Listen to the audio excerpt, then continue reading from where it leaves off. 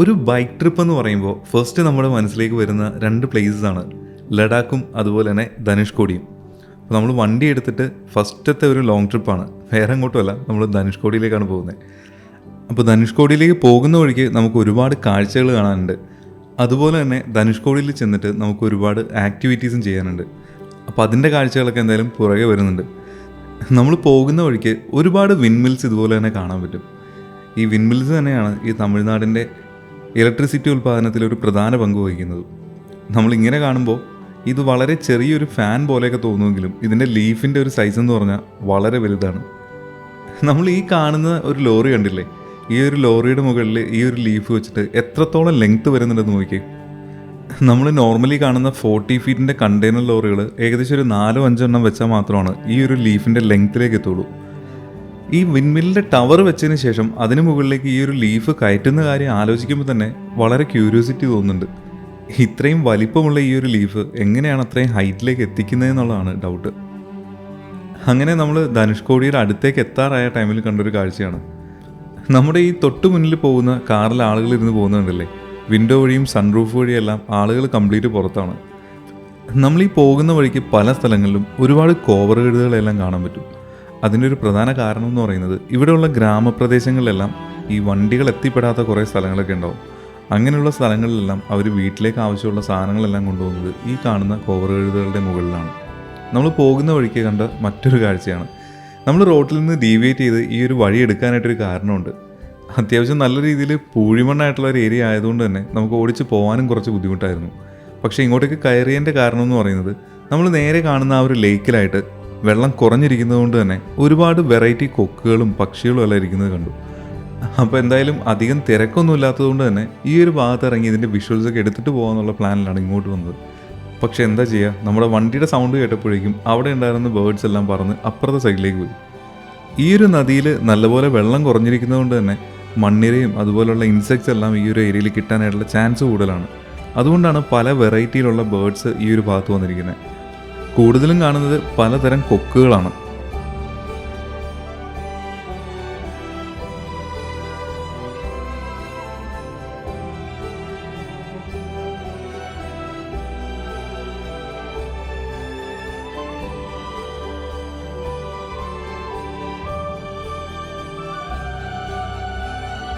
അങ്ങനെ അവിടുത്തെ കാഴ്ചകളെല്ലാം കണ്ട് നമ്മളിനി പോകുന്നത് നമ്മുടെ പാമ്പൻ പാലത്തിലേക്കാണ്. ഈ പാമ്പൻ പാലത്തിലേക്ക് എത്തുന്നതിന് മുമ്പ് തന്നെ റൈറ്റ് സൈഡിലും ലെഫ്റ്റ് സൈഡിലും നമുക്ക് നല്ല രീതിയിൽ തന്നെ കടലെല്ലാം കണ്ടു തുടങ്ങാൻ പറ്റും. ഈ ഒരു ഏരിയയിൽ നിന്നാണ് നമ്മുടെ പാമ്പൻ പാലം സ്റ്റാർട്ട് ചെയ്യുന്നത്. ഈ ഒരു പാലത്തിന് മുകളിൽ നിന്ന് നമ്മൾ ലെഫ്റ്റ് സൈഡിലേക്ക് നോക്കിക്കഴിഞ്ഞാൽ പണ്ട് കാലത്ത് ട്രെയിൻ ഓടിക്കൊണ്ടിരുന്ന ഒരു പാലം നമുക്കിവിടെ കാണാൻ പറ്റും. ആ പാലത്തിന് കുറച്ച് പ്രത്യേകതകളുണ്ട്. അതുപോലെ ഒരു പുതിയ പാലം ഇവിടെ പണി നടക്കുന്നുണ്ട്. ഈ ആൾക്കാർ നടന്നു പോകുന്ന ഈ ഒരു ബ്രിഡ്ജ് കണ്ടില്ലേ, ഇതാണ് നമ്മുടെ പണ്ടത്തെ പാമ്പൻ പാലം. ഇതിൻ്റെ പ്രത്യേകത എന്ന് പറയുന്നത് കടലിന് മുകളിലൂടെ ഏകദേശം 2 കിലോമീറ്ററിന് മേളിൽ ദൂരമുള്ളൊരു പാലമാണ്. നമ്മൾ ഈ സെൻറ്റർ കാണുന്ന ഈ ഒരു പാലം ഇനോഗ്രേറ്റ് ചെയ്തത് 1914 അതുപോലെ ഈ പാലത്തിൻ്റെ നടുക്കായിട്ട് നമുക്കിതാ ഇതുപോലൊരു സംഭവം കാണാൻ പറ്റും. പണ്ട് കാലത്ത് ഈ ഒരു പാലത്തിന് താഴെ കൂടെ കപ്പലുകൾ പോകുമായിരുന്നു. അങ്ങനെ കപ്പലുകൾ പോകുന്ന സമയത്ത് ഈ ഒരു പാലം നടുക്ക് നിന്ന് 2 വശത്തേക്ക് ഉയർന്ന് കപ്പലുകൾക്ക് പോകുന്നതിന് വേണ്ടിയിട്ടുള്ള ഹൈറ്റ് അഡ്ജസ്റ്റ് ചെയ്യുമായിരുന്നു. പക്ഷേ ഇപ്പോൾ ഒരുപാട് നാളുകളായിട്ട് ഈ ഒരു വഴിക്ക് കപ്പലുകളൊന്നും സർവീസ് നടത്താത്തതുകൊണ്ട് തന്നെ ഈ ഒരു പാലം ഉയർത്തിയിട്ട് തന്നെ കുറച്ചധികം നാളായെന്ന് വേണം വിചാരിക്കാൻ. ഇതേ സിസ്റ്റത്തിൽ പ്രവർത്തിക്കുന്ന ഒരു പാലം നമ്മുടെ ഫോർട്ട് കൊച്ചിക്ക് പോകുന്ന വഴിക്ക് വെണ്ടുരുത്തി ഭാഗത്തും കണ്ടിട്ടുണ്ട്. ഈ ഒരു ബ്രിഡ്ജിൻ്റെ ഓപ്പോസിറ്റ് സൈഡിൽ നോക്കിക്കഴിഞ്ഞാൽ വളരെ ഭംഗിയുള്ള കുറേ കാഴ്ചകൾ നമുക്ക് കാണാൻ പറ്റും. ഒരു ചെറിയ ഐലൻഡ് പോലുള്ള ഒരു ഏരിയയും ഇതുപോലെ ഒരുപാട് ബോട്ടുകൾ കിടക്കുന്ന കാഴ്ചയും കാണാം. ഈ ഒരു ഭാഗത്തെല്ലാം ആഴം കുറവായതുകൊണ്ട് തന്നെ ബോട്ടുകൾ എല്ലാ ഭാഗത്തേക്കും ഓടിക്കാനോ അല്ലെങ്കിൽ എല്ലാ ഭാഗത്തും നിർത്തിയിടാനോ സാധിക്കില്ല. ഈ ഒരു ഭാഗത്ത് നോക്കിക്കഴിഞ്ഞാൽ ബോട്ടുകൾ ഒന്നും തന്നെ കരയ്ക്കടുപ്പിച്ചിട്ടില്ല. കൂടുതലും ബോട്ടുകൾ ഇതുപോലെ വെള്ളത്തിന് നടുക്കായിട്ടാണ് കെട്ടിയിട്ടിരിക്കുന്നത്. ഈ ആഴക്കുറവിൻ്റെ ഒരു പ്രശ്നം തന്നെയാണോ അതിൻ്റെ ഒരു പ്രധാന കാരണം എന്നുള്ളത് എനിക്കറിയില്ല. ഇനി അതിനെക്കുറിച്ച് അറിയാവുന്ന ആരെങ്കിലും ഉണ്ടെങ്കിൽ ഒന്ന് കമൻറ്റ് ബോക്സിൽ മെൻഷൻ ചെയ്യണേ. എന്തായാലും ഈ ഭാഗത്ത് നിന്നുള്ള ഈ ഒരു കാഴ്ച എന്ന് പറയുന്നത് ഒരു പ്രത്യേക ഭംഗി തന്നെയാണ്. ഈ ബോട്ടുകളെല്ലാം കിടക്കുന്നതിന് തൊട്ട് സൈഡിൽ തന്നെയാണ് നമ്മൾ ഈ യാത്ര ചെയ്തു പോകുന്ന പാലവും. അപ്പോൾ ഈ ഒരു പാലത്തിലൂടെ നമ്മളിങ്ങനെ കടന്നു പോകുമ്പോഴേക്കും ഒരുപാട് കാഴ്ചകൾ നമുക്ക് കാണാനുണ്ട്. അതുകൊണ്ട് തന്നെ ഈ ഒരു വഴിക്ക് പോകുന്ന ആളുകളെല്ലാം ഈ പാലത്തിന് മുകളിൽ വണ്ടി നിർത്തി ഇവിടുത്തെ കാഴ്ചകളൊക്കെ കണ്ടതിന് ശേഷമാണ് മുന്നോട്ട് പോകുന്നത്. ഈ ഒരു പാലത്തിൻ്റെ മുകളിലായിട്ട് മിക്കപ്പോഴും പോലീസുകാരുണ്ടാവുമെങ്കിലും ഇവിടെ വണ്ടി നിർത്തുന്നതിനോ ഈ കാഴ്ചകൾ ഇറങ്ങി കാണുന്നതിനോ റെസ്ട്രിക്ഷൻസ് ഒന്നുമില്ല. പക്ഷേ രാവിലെയും വൈകുന്നേരവും ആണെന്നുണ്ടെങ്കിൽ ഈ കാണുന്ന വണ്ടികളെല്ലാം കാരണം അത്യാവശ്യം ട്രാഫിക് ബ്ലോക്കും ഈ ഒരു ബ്രിഡ്ജിന് മുകളിൽ ഉണ്ടാവാറുണ്ട്. ഒരുപാട് വർഷങ്ങളായിട്ട് ട്രെയിൻ സർവീസ് നടത്തിക്കൊണ്ടിരുന്ന ഒരു ബ്രിഡ്ജാണ് നമ്മൾ ഈ കാണുന്നത്. നമ്മൾ ഈ റൈറ്റ് സൈഡിൽ കാണുന്ന ബ്രിഡ്ജിന് ഏകദേശം 100 വർഷത്തിന് മുകളിൽ പഴക്കമുള്ളതുകൊണ്ട് തന്നെ ഈ ഒരു ബ്രിഡ്ജിലൂടെ ഇപ്പോൾ ട്രെയിൻ സർവീസൊന്നും നടത്താറില്ല. അതിന് പകരമാണ് ഇപ്പുറത്ത് കാണുന്ന പുതിയൊരു ബ്രിഡ്ജ് വന്നുകൊണ്ടിരിക്കുന്നത്.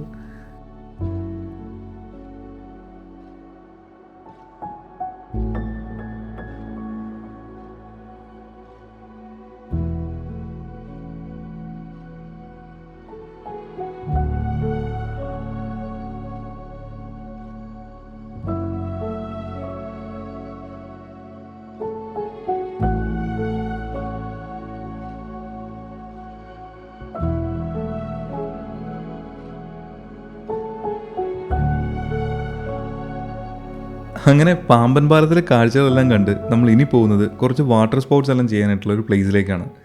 നമ്മുടെ രാമേശ്വരം ടെമ്പിളിൻ്റെ ഏകദേശം പുറകിലായിട്ടാണ് ഈ ഒരു പ്ലേസ് വരുന്നത്. നമ്മൾ ഈ നേരെ കാണുന്നതാണ് നമ്മുടെ രാമേശ്വരം ടെമ്പിൾ. നമ്മൾ കഴിഞ്ഞ തവണയും ധനുഷ്കോടി വന്നപ്പോഴേക്കും ഈ ഒരു ടെമ്പിളിൽ കയറാൻ പറ്റിയില്ല. അത്യാവശ്യം നല്ല രീതിയിൽ ക്രൗഡഡ് ആയിരുന്നു. അപ്പോൾ അവിടെ നിന്ന് കുറച്ച് ദൂരം പോകുമ്പോഴേക്കുമാണ് നമ്മളിതാ ഈ കാണുന്ന വാട്ടർ സ്പോർട്സ് എല്ലാം ചെയ്യുന്ന ഈ ഒരു ഏരിയയിലേക്ക് എത്തുന്നത്. അപ്പോൾ നമ്മൾ ഫസ്റ്റ് തന്നെ ചെയ്യാൻ പോകുന്നത് സ്നോർക്ലിംഗ് ആണ്. ഈ ഒരു ബോട്ടിൽ കയറി ഏകദേശം ഒരു 2-3 കിലോമീറ്റർ അകത്തേക്ക് പോയതിന് ശേഷം മാത്രമാണ് നമ്മൾ സ്നോർക്ലിംഗ് ചെയ്യുന്നത്. 2-3 കിലോമീറ്റർ കടലിനകത്തേക്ക് പോകുന്നുണ്ടെങ്കിലും ഈ ഒരു ഭാഗത്തൊന്നും ഒട്ടും തന്നെ ആഴമൊന്നുമില്ല. അങ്ങനെ നമ്മൾ സ്നോർക്ലിംഗ് ചെയ്യുന്ന ഈ ഒരു ഭാഗത്തിലേക്ക് എത്തി. ഇവിടെയാണ് നമ്മൾ ഇറങ്ങാൻ പോകുന്നത്. അപ്പോൾ ഈ ഇറങ്ങുന്ന ഒരു ഏരിയയിൽ ഏകദേശം മുട്ടോളം മാത്രമാണ് നമുക്ക് വെള്ളമുള്ളത്. പക്ഷേ ഇവിടെ നിന്ന് കുറച്ച് അങ്ങോട്ടും ഇങ്ങോട്ടൊക്കെ മാറുകയാണെന്നുണ്ടെങ്കിൽ ഏകദേശം 2 ആൾപ്പൊക്കം വരെ നമുക്ക് ആഴം കാണും. എന്തായാലും ലൈഫ് ജാക്കറ്റ് ഉള്ളതുകൊണ്ടും അതുപോലെ നമ്മളോടൊപ്പം ഓരോ ഗൈഡും ഉള്ളതുകൊണ്ടും നമുക്ക് സേഫായിട്ട് തന്നെ ഇവിടെ പോയിട്ട് സ്നോർക്ലിംഗ് ചെയ്ത് തിരിച്ചു വരാം. അപ്പോൾ ഈ സ്നോർക്ലിംഗ് ചെയ്യുമ്പോൾ നമുക്ക് ഇതുപോലെ കടലിനടിയിൽ ഒരുപാട് കാഴ്ചകൾ കാണാനുണ്ട്. നമ്മളിവിടെ ചെന്ന ദിവസം അത്യാവശ്യം നല്ല രീതിയിൽ തിരയുള്ളതുകൊണ്ട് തന്നെ വെള്ളം നല്ല രീതിയിൽ കലങ്ങിയാണ് കിടക്കുന്നത്. ഈ ഒരു ഭാഗത്ത് ഒരുപാട് കോറൽസും ഒരുപാട് കടൽ മത്സ്യങ്ങളെല്ലാം നമുക്ക് കാണാൻ പറ്റും. പക്ഷേ വെള്ളം നല്ല രീതിയിൽ കലങ്ങി കിടക്കുന്നത് കൊണ്ട് തന്നെ അതിനെയൊന്നും വ്യക്തമായിട്ട് നമുക്ക് കാണാനായിട്ട് കുറച്ച് ബുദ്ധിമുട്ടാണ്. ശരിക്കും നമ്മുടെ ഭൂമിയിലെ അതിമനോഹരമായിട്ടുള്ളൊരു ആവാസ വ്യവസ്ഥയാണ് ഈ പറയുന്ന പവിഴപ്പുറ്റുകൾ അഥവാ കോറൽസ് എന്ന് പറയുന്നത്. സാധാരണഗതിയിൽ നമ്മുടെ കടൽ തീരത്തിനോട് ചേർന്ന് ആഴം കുറഞ്ഞ ഭാഗങ്ങളിലാണ് ഈ പവിഴപ്പുറ്റുകൾ ഒരുപാട് കാണാറുള്ളത്. ഒരുപാട് വെറൈറ്റി ചെറിയ സസ്യങ്ങളും ഇതുപോലുള്ള ചെറിയ ചെറിയ ഫിഷുകളും കടൽ കുതിരകളും ഇതെല്ലാം ചേർന്നാണ് ഈ ഒരു ആവാസ വ്യവസ്ഥ എന്ന് പറയുന്നത്. ഒരുപാട് വെറൈറ്റി ആയിട്ടുള്ള സസ്യങ്ങളും കക്കകളും ഒച്ചുകളും എല്ലാം നമുക്ക് ഈ പവിഴപ്പുറ്റുകളിൽ കാണാൻ പറ്റും.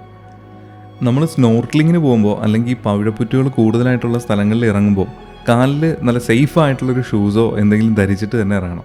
അതിൻ്റെ ഒരു പ്രധാന കാരണം എന്ന് പറയുന്നത് ഈ പവിഴപ്പുറ്റുകൾ കൊണ്ടുണ്ടാകുന്ന മുറിവുകൾ ഉണങ്ങാനായിട്ട് ഒരുപാട് ടൈം എടുക്കും. നമ്മൾ വേലിയിറക്ക സമയത്താണ് ഈ കോറൽ കാണാനായിട്ട് പോകുന്നതെന്നുണ്ടെങ്കിൽ വളരെ ഭംഗിയായിട്ട് തന്നെ നമുക്ക് കാണാൻ പറ്റും. കാരണം ഈ വേലിയിറക്കത്തിൻ്റെ സമയത്ത് കടലിൽ ആ ഒരു ഭാഗത്തെല്ലാം നല്ല രീതിയിൽ ആഴം കുറയാറുണ്ട്. അതുകൊണ്ട് തന്നെ ഈ കാണുന്ന മത്സ്യങ്ങളെയും പവിഴപ്പുറ്റുകളെയും എല്ലാം നമുക്ക് നല്ല വ്യക്തമായിട്ട് തന്നെ കാണാൻ പറ്റും. ഞാൻ ചെന്ന സമയത്ത് അത്യാവശ്യം വേലിയേറ്റം ആയതുകൊണ്ട് തന്നെ നല്ല രീതിയിൽ വെള്ളം ഉണ്ടായിരുന്നു. നല്ല തിരയുള്ളത് കൊണ്ട് തന്നെ ഈ കാണുന്ന പോലെ നല്ല രീതിയിൽ അഴുക്കും ഉണ്ടായിരുന്നു വെള്ളത്തിൽ. ഈ സ്നോർക്ലിംഗ് ചെയ്യുന്നതിനായിട്ട് നമുക്ക് നീന്തൽ അറിയണമെന്ന് നിർബന്ധമൊന്നുമില്ല കേട്ടോ. നീന്തൽ അറിയാത്തവർക്കും വളരെ ഈസി ആയിട്ട് തന്നെ ഈ സ്നോർക്ലിംഗ് ചെയ്യാൻ പറ്റും. ശരിക്കും നമ്മൾ ആ കണ്ണിൽ ആ ഒരു ഗ്ലാസ് വെച്ചിട്ട് വെള്ളത്തിലേക്ക് മുങ്ങിക്കഴിയുമ്പോൾ കിട്ടുന്നൊരു കാഴ്ചയില്ലേ, അതൊരു പ്രത്യേക ഫീൽ തന്നെയാണ്. ലൈഫിൽ ഒരു തവണയെങ്കിലും നമ്മൾ ഈ സ്നോർക്ലിംഗ് എക്സ്പീരിയൻസ് ചെയ്തിരിക്കണം. ഇതിനു മുമ്പ് ചെയ്തിട്ടുള്ളവർക്ക് അതിൻ്റെ കാരണവും മനസ്സിലാവും. ഇനി ചെയ്യാത്തവർക്ക് നിങ്ങളിത് ചെയ്യുമ്പോഴേ അതിൻ്റെ ഒരു എക്സ്പീരിയൻസ് മനസ്സിലാവുള്ളൂ. ഇതിനു മുമ്പ് നിങ്ങൾ ആരെങ്കിലും ഈ സ്നോർക്ലിംഗ് ചെയ്തിട്ടുണ്ടെങ്കിൽ നിങ്ങളുടെ എക്സ്പീരിയൻസ് എങ്ങനെയായിരുന്നു എന്നുള്ളത് ഒന്ന് കമൻറ്റിൽ മെൻഷൻ ചെയ്യണേ.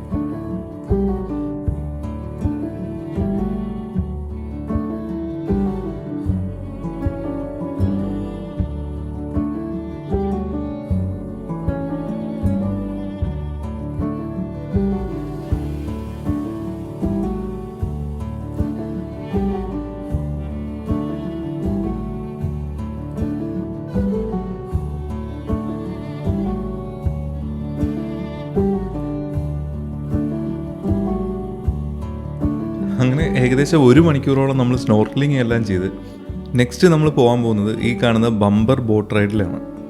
അപ്പോൾ അത് ചെയ്യാനായിട്ട് നമ്മൾ പോകുന്ന വഴിക്ക് പല സ്ഥലങ്ങളിലും ഇതുപോലെ ആളുകൾ നടന്നു പോകുന്നതൊക്കെ കാണാൻ പറ്റും.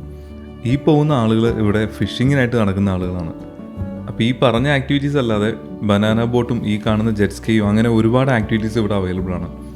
കുറച്ച് അഡ്വഞ്ചറസ് ആയിട്ടുള്ള ഒരു റൈഡാണ് നിങ്ങൾ ഇഷ്ടപ്പെടുന്നതെന്നുണ്ടെങ്കിൽ ഈ കാണുന്ന ബമ്പർ ബോട്ട് റൈഡ് ഒരു തവണ ട്രൈ ചെയ്ത് നോക്കിക്കോട്ടോ. നമ്മളെ കെട്ടി വലിച്ചുകൊണ്ട് പോകുമ്പോഴേക്കും തന്നെയാണ്. നമുക്ക് എന്തായാലും അതിൻ്റെ കുറച്ച് കാഴ്ചകൾ കാണാം.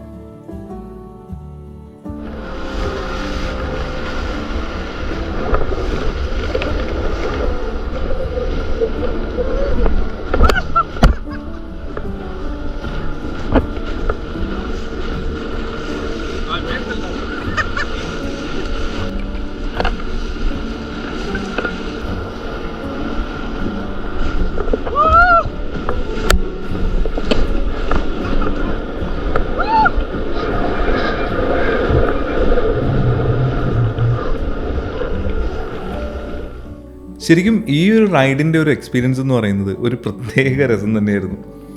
ഈ സ്പീഡ് ബോട്ടിൽ നമ്മളെ ഇങ്ങനെ നേരെ കെട്ടി വലിച്ചുകൊണ്ട് പോകുമ്പോഴേക്കും നമുക്ക് അത്ര ഒരു ത്രില്ലിംഗ് ആയിട്ടൊന്നും തോന്നിയെന്ന് വരില്ല. പക്ഷേ ഇതുപോലെ സൈഡിലേക്ക് അവർ വളയ്ക്കുന്ന ഒരു സമയമുണ്ടല്ലോ, ആ ഒരു ടൈമിൽ നമ്മളിതിൽ ടൈ ചെയ്തിരിക്കുന്ന ആ ഒരു റോപ്പിൻ്റെ ബലത്തിൽ നേരെ സൈഡിലേക്ക് നമ്മൾ തെന്നി അങ്ങ് പോകും. ആ ഒരു ടൈമിലാണ് നമുക്ക് ശരിക്കും ഇതിൻ്റെ ഒരു എക്സ്പീരിയൻസ് മനസ്സിലാവുക. കാരണം കടലിലെ ആ ഓളത്തിൽ ഇങ്ങനെ ഇടിച്ച് തെറിച്ച് പോകുന്ന ആ ഒരു എക്സ്പീരിയൻസ് ഇല്ലേ, അതൊരു പ്രത്യേക രസമാണ്. ശരിക്കും നല്ല രീതിയിൽ ബാലൻസ് ഇല്ലാണ്ടൊക്കെ നമ്മൾ ഇരിക്കുകയാണെന്നുണ്ടെങ്കിൽ ഉറപ്പായിട്ട് നമ്മൾ കടലിൽ വീഴും. പക്ഷേ വീഴുകയാണെങ്കിലും ലൈഫ് ജാക്കറ്റ് ഉള്ളതുകൊണ്ടൊന്നും പേടിക്കാനുമില്ല. പിന്നെ അധികം ആഴമുള്ള ഏരിയയിലേക്കൊന്നും അല്ല ഇവർ കൊണ്ടുപോകുന്നത്. എന്തായാലും സ്പീഡ് ബോട്ടിൻ്റെ മാക്സിമം സ്പീഡിൽ ഇതുപോലെ 360 ഡിഗ്രിയിലിട്ട് നമ്മൾ കറക്കുമ്പോൾ അതൊരു ത്രില്ലിങ് എക്സ്പീരിയൻസ് തന്നെ ആയിരിക്കും. പിന്നെ കൂടെ ഇരിക്കുന്ന ആൾ പിടിച്ചിരിക്കുന്നില്ല എന്നുണ്ടെങ്കിൽ ചിലപ്പോൾ നമ്മുടെ തല തമ്മിൽ കൂട്ടിയിടിച്ച് അപകടം വരാനും ചാൻസ് ഉണ്ട്. നമ്മൾ ശരിക്കും ലോങ് ഡിസ്റ്റൻസിൽ ഇതുപോലെ ട്രിപ്പ് എല്ലാം പോകുമ്പോൾ ഇതുപോലുള്ള ആക്ടിവിറ്റീസൊക്കെ എടുക്കുകയാണെന്നുണ്ടെങ്കിൽ നമ്മുടെ മൈൻഡെല്ലാം ഒന്ന് റിഫ്രഷ് ആക്കാനും അതുപോലെ നമ്മുടെ ട്രിപ്പ് നല്ല രീതിയിൽ എൻജോയ് ചെയ്യാനും പറ്റും. ആ ഒരു കാരണം കൊണ്ടാണ് ഞാൻ ഇന്നിവിടെ വന്ന് ഈ ആക്ടിവിറ്റീസ് എല്ലാം എടുത്തത്. ഇനി നിങ്ങൾ പോകുമ്പോൾ ഈ കാണുന്ന ആക്ടിവിറ്റീസൊക്കെ ചെയ്യാനായിട്ട് പ്ലാൻ ഉണ്ടെങ്കിൽ അതിൻ്റെ നമ്പർ ഞാൻ വീഡിയോ ഡിസ്ക്രിപ്ഷനിൽ കൊടുത്തേക്കാം. അപ്പോൾ നമ്മൾ നേരെ പോകുന്നത് ഇനി അരിച്ചൽ മുനയിലേക്കാണ്. നമ്മൾ നേരത്തെ പോയ ആ ഒരു ടെമ്പിളിൻ്റെ ഏരിയയിലൊക്കെ ഇപ്പോൾ നല്ല രീതിയിൽ ബ്ലോക്ക് ആയിട്ടുണ്ട്. നമ്മൾ ഒരു വിധത്തിൽ ആ ബ്ലോക്കിൽ നിന്നെല്ലാം സ്കിപ്പ് ചെയ്ത് ഈ കാണുന്ന ഒരു ഭാഗത്തേക്ക് എത്തിയപ്പോൾ ഇവിടെ നിന്നാണ് നമ്മുടെ അരിച്ചൽ മുനയിലേക്ക് അല്ലെങ്കിൽ ധനുഷ്കോടിയിലേക്കുള്ള ചെക്ക് പോസ്റ്റ് വരുന്നത്. വൈകുന്നേരം 4 മണിക്കോ 5 മണിക്കോ എന്താണ് ഈ ഒരു ചെക്ക് പോസ്റ്റ് ക്ലോസ് ചെയ്യുന്നത്. അതിനുശേഷം നമുക്ക് ഇവിടെ നിന്ന് അകത്തേക്ക് കയറി പോകാനായിട്ട് പറ്റില്ല. ഇനി ഈ ഭാഗത്ത് നിന്ന് നമ്മൾ അരിച്ചൽ മുന എത്തുന്നവരെ ഏകദേശം സ്ട്രെയിറ്റ് ആയിട്ടുള്ള റോഡാണ്. ഈ ഒരു ഭാഗത്തെ റോഡിൻ്റെ കണ്ടീഷൻ ശരിക്കും എടുത്തു പറയാണ്ടിരിക്കാൻ പറ്റില്ല. കാരണം അത്രയ്ക്കും പെർഫെക്റ്റ് ആയിട്ടുള്ള റോഡുകളാണ് ഈ ഒരു ഭാഗത്തുള്ളത്. ഈ ഒരു കാരണം കൊണ്ട് തന്നെയാണ് ഇന്ത്യയുടെ പല സംസ്ഥാനങ്ങളിൽ നിന്നുള്ള ബൈക്കേഴ്സ് ധനുഷ്കോടിയിലേക്ക് ട്രിപ്പ് പ്ലാൻ ചെയ്യുന്നത്. നമ്മൾ ഈ പോകുന്ന വഴിക്ക് ഈ ഒരു ഭാഗത്ത് നിന്ന് ലെഫ്റ്റിലേക്ക് ഒരു വഴി പോകുന്ന കാണാം. ഈ ലെഫ്റ്റിലേക്കുള്ള വഴി കയറി നേരെ അറ്റം ചെല്ലുമ്പോഴാണ് നമ്മുടെ കോദണ്ഡരാമർ ടെമ്പിൾ ഉള്ളത്. ഈ ഒരു റോഡിലേക്ക് കയറിയപ്പോൾ തന്നെ നമുക്ക് കുറച്ച് അടിപൊളി കാഴ്ചകൾ കാണാൻ പറ്റി. ഇതിൻ്റെ സൈഡിലൂടെ ഒരുപാട് കോവർ കഴുതകൾ ഇങ്ങനെ നടക്കുന്നത് കാണാം. ശരിക്കും ഈ മണലിൻ്റെ പുറത്തുകൂടി ഇതിങ്ങനെ നടക്കുന്നത് കാണുമ്പോഴേക്കും ശരിക്കും കുതിരകൾ പോകുന്ന ഒരു ഫീലാണുള്ളത്. എന്തായാലും ഈ ഫ്രെയിമിൽ ഇതിങ്ങനെ നടന്നു പോകുന്നത് കാണാനായിട്ട് ഒരു പ്രത്യേക ഭംഗി തന്നെയായിരുന്നു. അതുപോലെ തന്നെ ഈ ഒരു ഭാഗത്ത് നോക്കിക്കഴിഞ്ഞാൽ കടൽ ശരിക്കും ഉൾവലിഞ്ഞ് നിൽക്കുന്ന പോലെ ഒരു ഫീല് തോന്നും. പക്ഷേ ഈ ഒരു ഭാഗത്ത് ശരിക്കും അത് കടലല്ല. കടലിലെ വെള്ളം കയറി കിടക്കുന്നുണ്ടെങ്കിലും ഈ ഒരു ഭാഗത്ത് കര തന്നെയാണ്. എന്തായാലും ധനുഷ്കോടിക്ക് പോകുമ്പോൾ ഈ ഒരു ഭാഗത്തെ കാഴ്ചകളൊന്നും ഒരു കാരണവശാലും മിസ് ചെയ്യരുത്. നമ്മൾ പറഞ്ഞ പോലെ തന്നെ ഈ ഒരു റോഡിലൂടെ ഇങ്ങേ അറ്റം വരുമ്പോഴാണ് നമ്മുടെ കോദണ്ഡരാമർ ടെമ്പിൾ വരുന്നത്. 1964 ധനുഷ്കോടിയിലുണ്ടായ വലിയൊരു അപകടത്തിൽ നിന്ന് രക്ഷപ്പെട്ട ഒരേ ഒരു ബിൽഡിംഗ് എന്ന് പറയുന്നതും ഈ കാണുന്ന ശ്രീരാമക്ഷേത്രം മാത്രമാണ്. ആ അപകടത്തിൻ്റെ ഡീറ്റെയിൽസൊക്കെ നമുക്ക് പുറകെ പറയാം.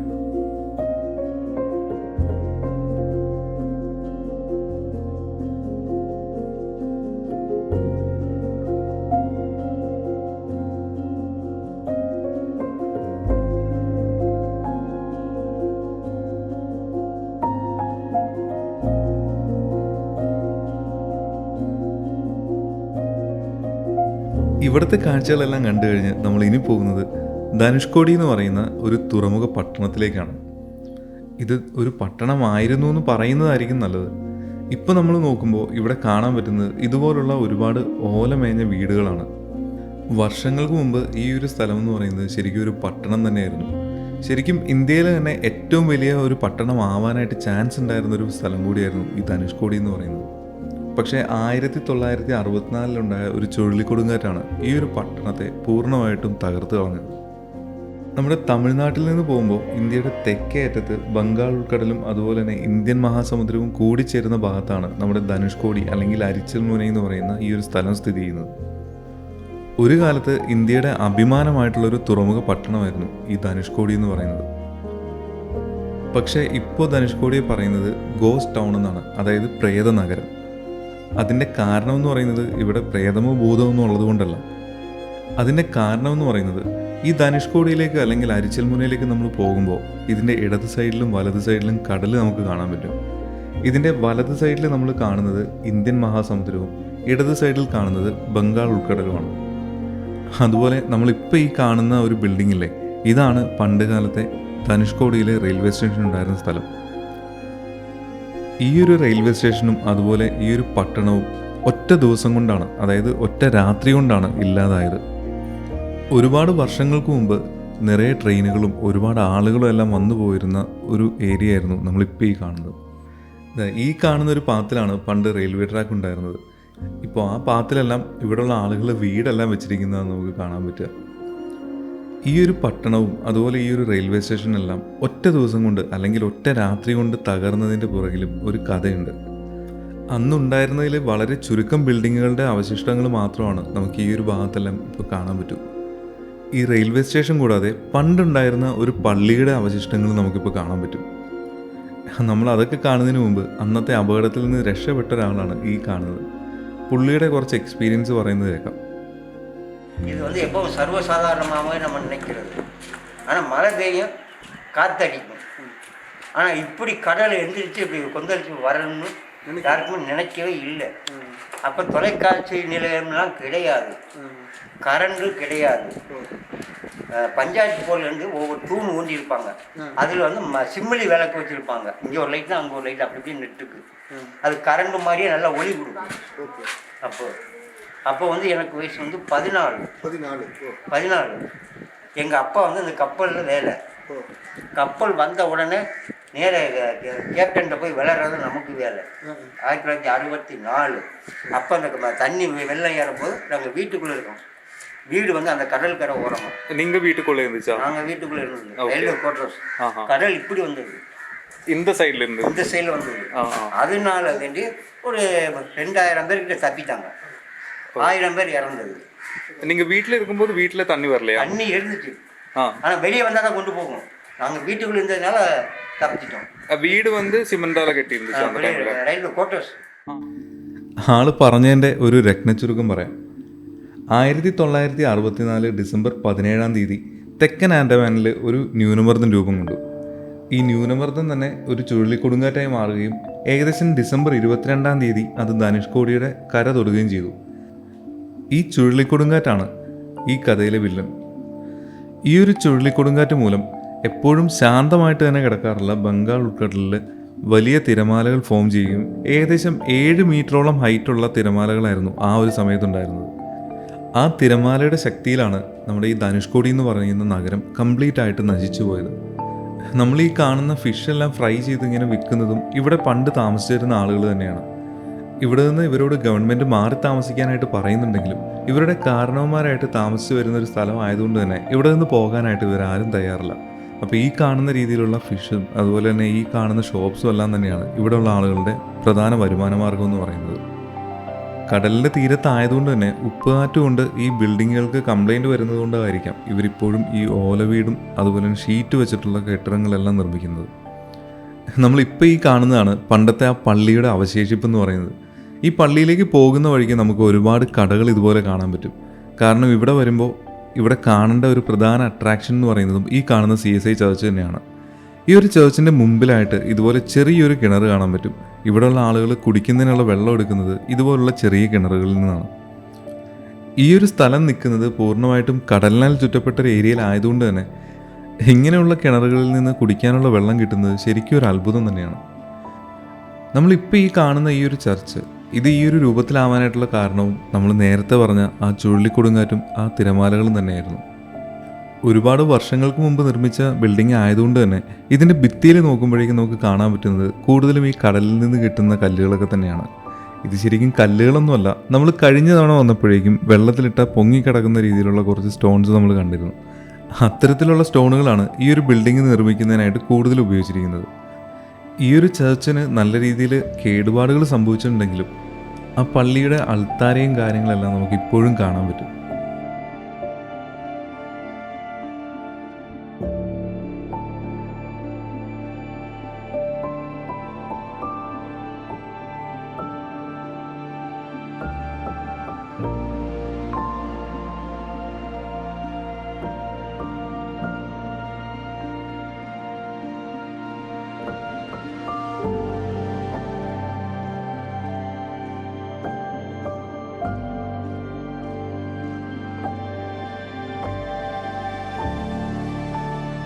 അങ്ങനെ ധനുഷ്കോടിയിലെ കാഴ്ചകളെല്ലാം കണ്ട് ഇനി നമ്മൾ നേരെ പോകുന്നത് അരിച്ചൽമുനയിലേക്കാണ്.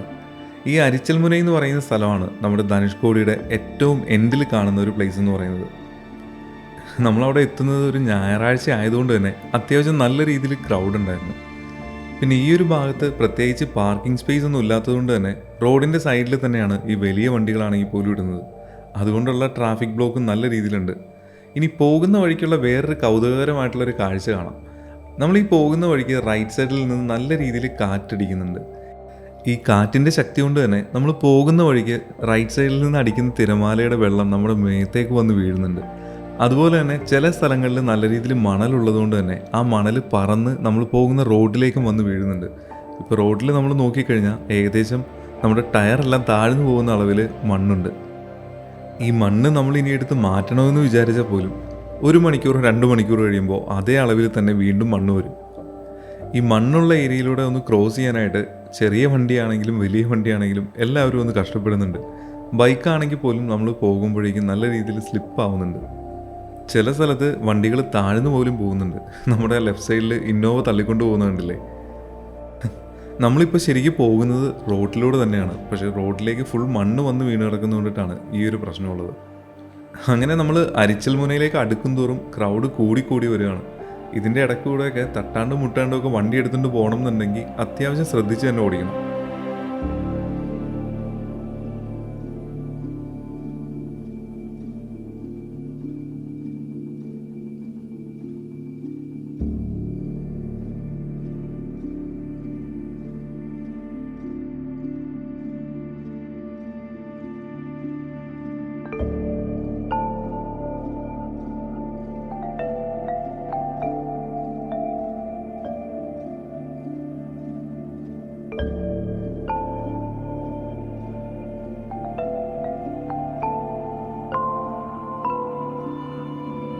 അങ്ങനെ നമ്മൾ ഒരു വിധത്തിൽ അരിച്ചൽമുനയുടെ എൻഡിലേക്ക് എത്തി. ഈ ഒരു ഭാഗം വരെയാണ് നമുക്ക് വണ്ടിയായിട്ട് പോകാനായിട്ടുള്ള ഓപ്ഷനുള്ളൂ. അങ്ങനെ നമ്മൾ വണ്ടി പാർക്ക് ചെയ്തതിൻ്റെ തൊട്ടടുത്ത് തന്നെ ഒരുപാട് ആളുകൾ കൂടി നിൽക്കുന്നത് കണ്ടു. കാര്യം വേറൊന്നുമല്ല, ഇവിടെ സ്ഥാപിച്ചിട്ടുള്ള ബൈനോക്കുലർ വഴി നമുക്ക് ദൂരെയുള്ള വിഷ്വൽസ് എല്ലാം കറക്റ്റായിട്ട് കാണാൻ പറ്റും. അതിനവർ ചെറിയൊരു എമൗണ്ടും ചാർജ് ചെയ്യുന്നുണ്ട്. ഞാൻ കുറച്ചു മുമ്പ് പറഞ്ഞ കാറ്റിൻ്റെ ഒരു പ്രശ്നം നിങ്ങൾക്ക് ഇതാ ഈ ഒരു വിഷ്വൽ കാണുമ്പോൾ മനസ്സിലാവും. ഇതിൽ ആ ചെരുപ്പ് വരെ പറന്നു പോകുന്നുണ്ടല്ലേ, ആ മണലൊക്കെ പറക്കുന്ന ആ ഒരു സ്പീഡ് നോക്കി അത്രയ്ക്ക് ശക്തിയായിട്ടാണ് ഈ ഒരു ഭാഗത്ത് കാറ്റടിക്കുന്നത്. അതുകൊണ്ട് തന്നെയാണ് നമ്മൾ വന്ന റോഡിൽ മുഴുവൻ മണ്ണായിട്ട് കിടക്കുന്നത്. അതുപോലെ തന്നെ ഈ തിരമാല അടിക്കുമ്പോഴേക്കും വെള്ളം തെറിച്ച് വരുന്നതെന്ന് പറഞ്ഞില്ലേ, ഈ ഒരു വിഷ്വൽ കാണുമ്പോഴേക്കും നിങ്ങൾക്ക് അതും മനസ്സിലാവും. ക്യാമറയിലെടുത്ത വിഷ്വലിൽ നിങ്ങൾക്ക് എത്രത്തോളം മനസ്സിലാവുന്നുണ്ടെന്നുള്ളത് അറിയില്ല, പക്ഷെ എന്തായാലും നല്ല രീതിയിൽ തന്നെ വെള്ളം തെറിച്ച് വീഴുന്നുണ്ടായിരുന്നു. അങ്ങനെ അരിച്ചൽമുനയിലെ കാഴ്ചകളെല്ലാം കണ്ട് നമ്മൾ തിരിച്ചു പോവുകയാണ്. അപ്പോൾ ഇന്നത്തെ വീഡിയോ എല്ലാവർക്കും ഇഷ്ടപ്പെട്ടു എന്ന് വിചാരിക്കുന്നു. ഇഷ്ടപ്പെട്ടെങ്കിൽ തീർച്ചയായും അത് കമൻറ്റ് ബോക്സിലൂടെ അറിയിക്കുക. അടുത്തൊരു നല്ല വീഡിയോയിലൂടെ നമുക്ക് വീണ്ടും കാണാം. അതുവരെ എല്ലാവർക്കും ബൈ.